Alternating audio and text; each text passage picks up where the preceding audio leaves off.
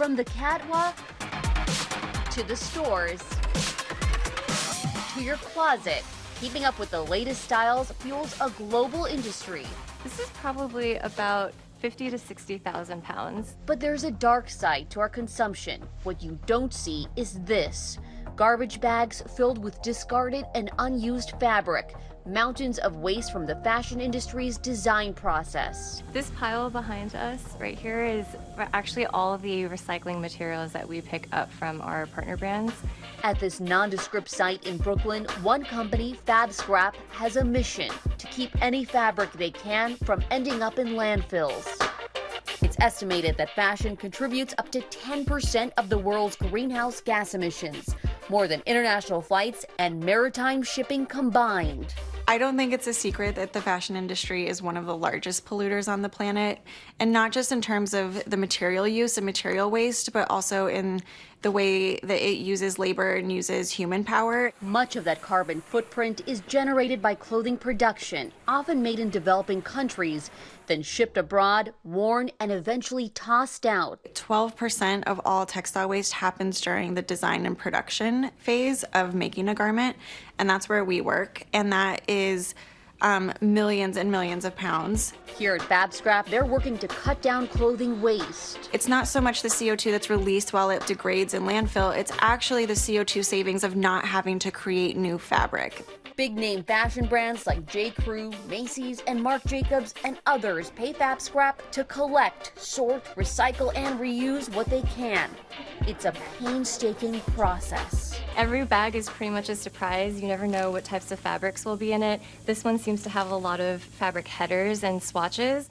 Volunteers go through each bag by hand.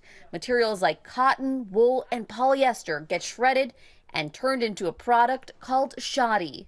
This gets repurposed into different types of insulation. For car doors or for walls, you can have it be really thin and light for moving blankets or for flooring. Other materials are put up for resale at their store or online. Fab Scrap estimates it has kept nearly 1 million pounds of fabric waste out of landfills since it was founded in 2016. But that's not nearly enough.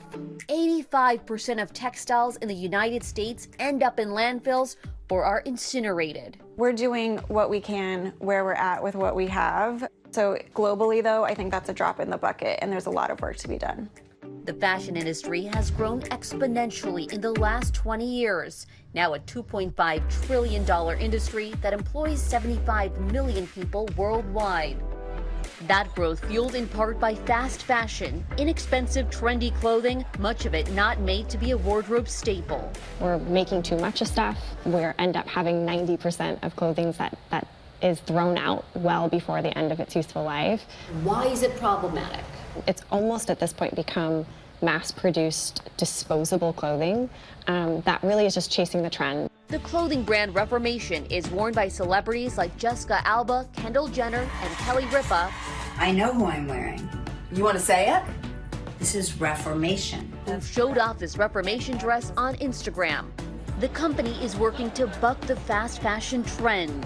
We're focused on making limited collections. If you can make smaller collections and only make more based on the consumer demand, you don't have that end of season waste. We met CEO Hallie Bornstein and Chief Sustainability Officer Kathleen Talbot at one of Reformation's stores. We have 100% traceability, and this cotton was grown in North South Wales, Australia.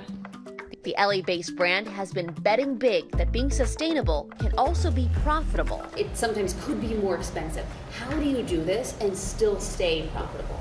We set out early on to determine and to prove out that you can both be a profitable business and be sustainable, because by definition, it's not sustainable to lose money, right? They look for greener alternatives, like cutting down on the use of synthetics. We actually don't allow for synthetics in a lot of the categories that would be machine washed or where we think we have a good natural alternative. 60% of all new clothing on the market are made with synthetic fibers derived from fossil fuels. For synthetics, it will take over 200 years for it to biodegrade. So just like, throwing plastics away, it's the same thing. Another method, using excess fabric others would have thrown away. 15% of our product today is made with dead stock. And dead stock is really fabric that is end of life. It was produced and is not currently being used. It has no dedicated purpose right now. In a rare glimpse at their LA factory, Talbot shows us an outfit made entirely out of dead stock. This adorable skirt is actually dead stock. So this is overordered excess fabric that we were able to transform into a very cute skirt. Workers on the factory floor incorporate unused old fabrics into trendy new styles, as well as reimagining vintage clothing for resale. This Chloe dress is a great example where they're actually going to update it and just make it look and feel more relevant to today. So they're going to change the hemline and they're actually going to add some lace detail to the bodice. Do you think there's a responsibility that the fashion industry as a whole has when it comes to protecting the environment? I think consumers are really demanding the change. So when we started putting social posts up 10 years ago on Instagram about sustainability, there was no engagement. Today, it's our most engaged with post. So it's a really big change that's already happened. We know to mitigate climate change, we have to collectively halve our emissions in the next decade. By showing it can be done, Reformation hopes to help push their industry into a more sustainable future. I don't think there's a choice anymore. I think brands that are going to survive are going to do the right thing and put the investment in. Hi everyone, George Stephanopoulos here. Thanks for checking out the ABC News YouTube channel. If you'd like to get more videos, show highlights, and watch live event coverage, click on the right over here to subscribe to our channel, and don't forget to download the ABC News app for breaking news alerts. Thanks for watching.